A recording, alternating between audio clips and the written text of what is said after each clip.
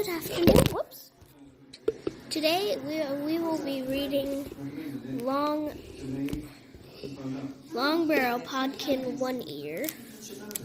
That's Podkin. So let's start.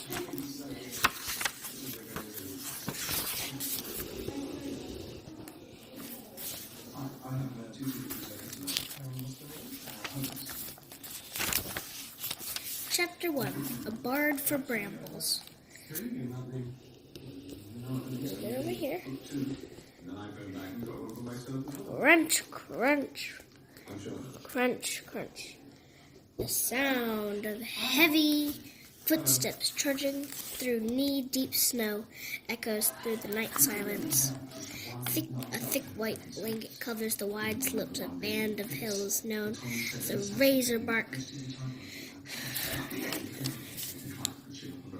Razorbark Domes, with sparkles as if someone had sprinkled the whole scene with diamond dust. It's perfect, untouched, except for one spidery line, tracks leading down from the hills toward the frosted woodland beneath. Crunch, crunch, crunch, crunch. Go the footsteps of the track maker.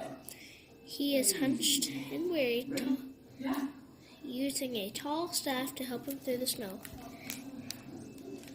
He might have been an old man if he hadn't been hundreds of moons since men trod these lands. Move closer, and instead you will see he is a rabbit walking upright in the way people once did. His ears hidden beneath the hood of a heavy leather cloak, fierce eyes peering out of the wintry midnight world. The thick fur on his face and arms is dyed with blue swirls and patterns, which marks him as a bard, a traveling storytelling rabbit. A wanderer that with nothing on his back but a set of travel-worn clothes and a head stuffed full of tales and yarns, old, new, broken, and mended. Just about every story you ever heard, and many more yet to be told. Don't worry about him being out in the cold such a weary night. His trade will see him welcomed by any warren.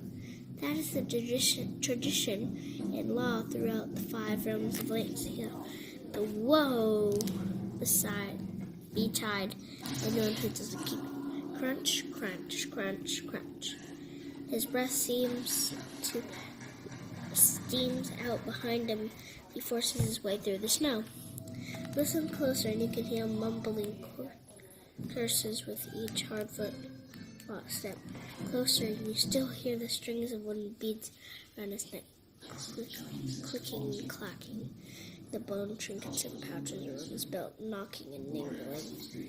He marches with a purpose, as if someplace to be. He is already late. Where is there for him to go? There is nothing but snow and trees from here, all the way to the horizon. Until, of course, you remember that he's a rabbit. Rabbits live underground, in warrens and burrows, warm and safe out of the winter ice frost, and that is indeed where he is heading, into the woods and through the trees until he stops before a pair of huge entrance doors.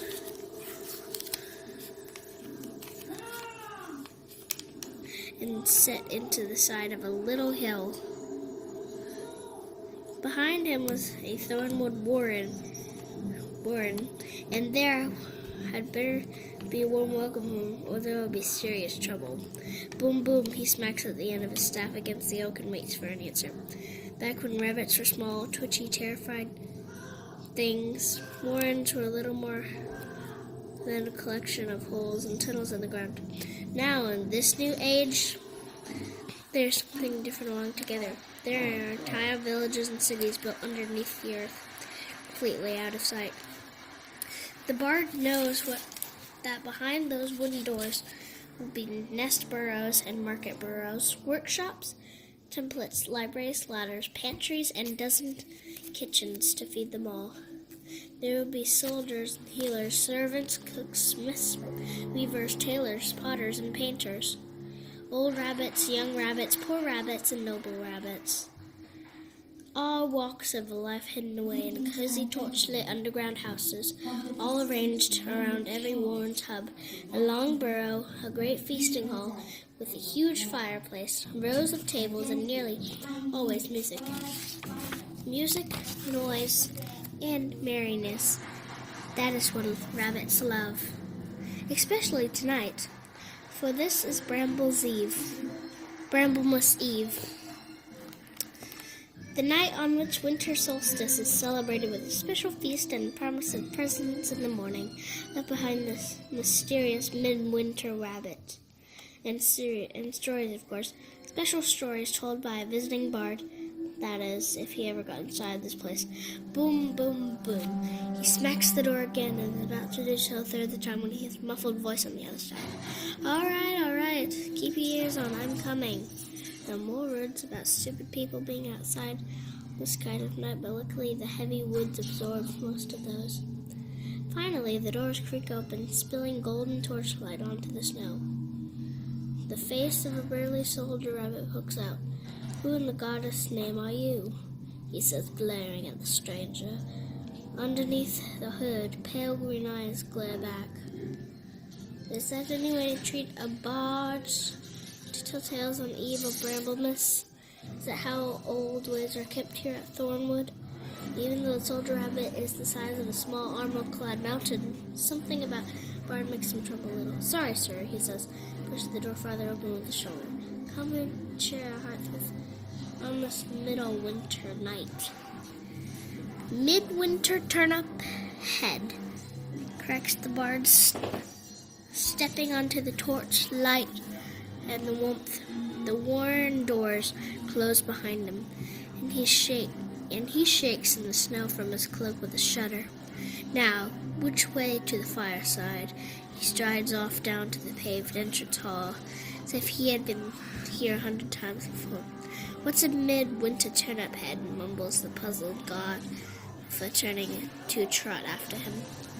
Just every warren is carefully built around a log burrow at its center. The rabbits inside are organized around their chieftain.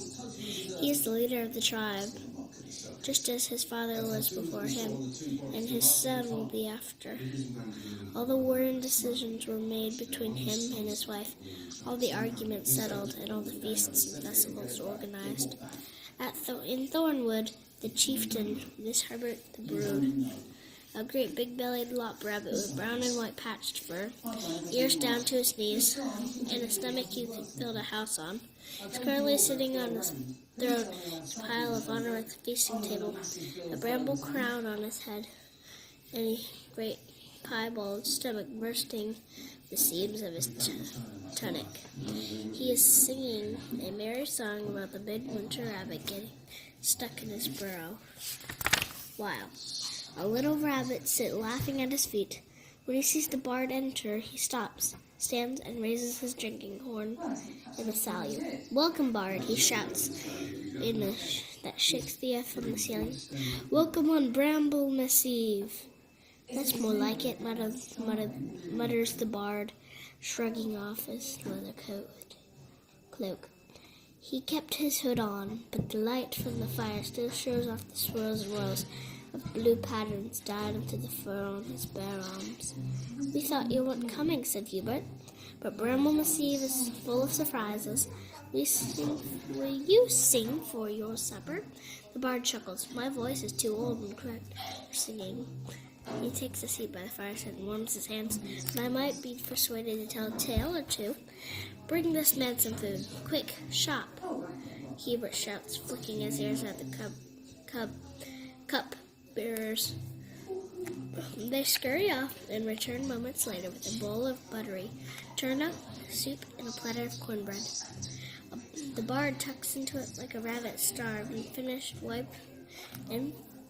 finishing it, wipes his mouth with the back of his paw. I suppose that deserves a tale, he says. What would you like to hear? Little Rabbit swam to his feet, all crying out, once, Bio Bunny, the Fisher Rabbit, Podkin One Ear. Did I hear someone mention Podkin One Ear? Says the bard, settling further into his chair. Podkin the Horn King, the Moon Strider, Podkin of the Magic Knife. The little ones nod their heads and shriek with excitement. He folded his panted arms and tugs at his beard. I do know some tales of that one, but they would be different from those you have heard. Nothing about shooting fire from his eyes or wrestling giant rabbits with his bare hands. Nothing like that at all. What kind of tales, Bard? Why are they different? Why won't there be fiery eyes and giants? Fiery eyes and giants. They are different, he says, because they are true. And because fiery eyes don't exist anywhere except in fairy tales and heads of silly young rabbits, said the bard, using his hand for silence. And he begins. In the next video, I will do chapter 2, The Worst Bramble Miss Ever.